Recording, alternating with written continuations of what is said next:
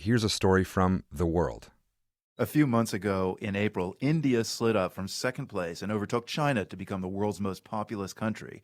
Close to 40% of India's 1.4 billion people live in cities that are increasingly segregated by caste and religion. New research details how that's impacting the upward mobility of residents. Reporter Raksha Kumar spoke with people in some of these segregated neighborhoods in Mumbai to learn more. On a rainy July morning in Mumbai, some women gather around a water pipe in a narrow mud lane outside their houses.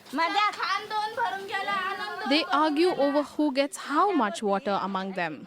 50-year-old Mamta Thakur tells me this is a weekly affair. Since they have access to clean water only once in 5 days, she says, neighbors fight every time it arrives. She belongs to what's called the other backward castes, or simply the middle castes. She lives in New Bhabrekar Nagar, an informal settlement that sits on the marshy beaches of the Arabian Sea. Thakur is lucky. She has access to clean drinking water at all. 8-year-old Bubbly lives nearby. She's from the Pardi community, one of the lowest in India's caste hierarchy. Her main job is to fetch water from a hand pump near her house. There is rarely any water there. And when there is water, it is contaminated. She doesn't go to school because no one in her family is literate. And there are no schools in her neighborhood.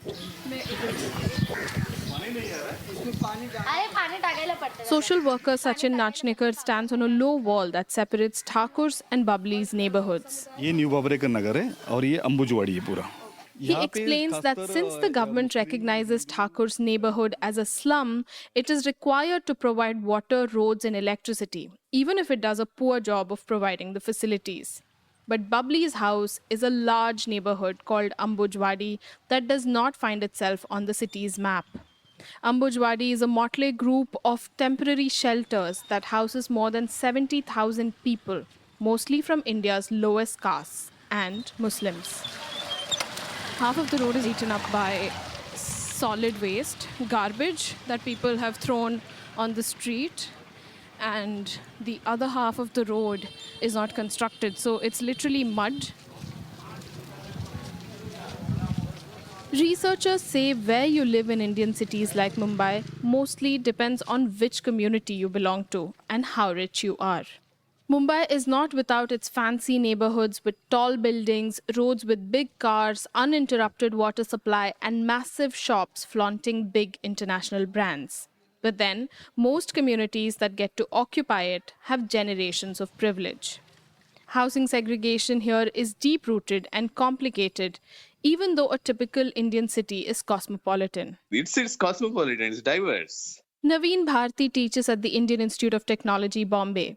He studies segregation in Indian cities. They are cosmopolitan in that sense, in a sense that you have communities from across India, but across different castes and different religions, but they all stay in different segregated neighborhoods. Historically, India was a mosaic of segregated villages spread out across the country.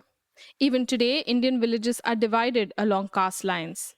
Over decades, though, the country saw many waves of urbanization. And every time, Bharti says, segregation patterns in rural India began to replicate themselves in the cities. A particular people from Sangli want to migrate, and one person buys a plot in some region of Mumbai, outskirts of Mumbai.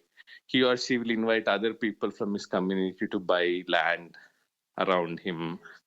That also, in a way, increases segregation, results in segregation. Religious violence is another reason for segregation.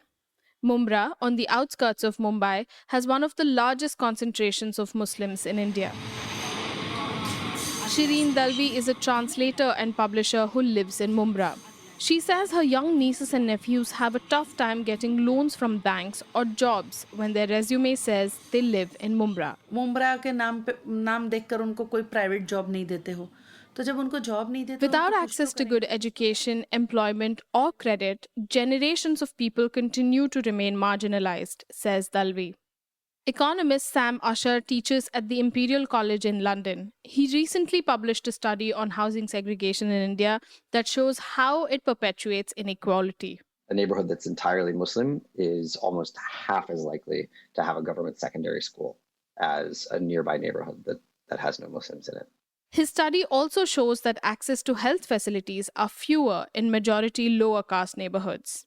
India is one of the world's fastest growing economies, but researchers say the state needs to develop policies to encourage diverse neighborhoods so that the country sustains its rapid growth. For The World, I'm Raksha Kumar in Mumbai.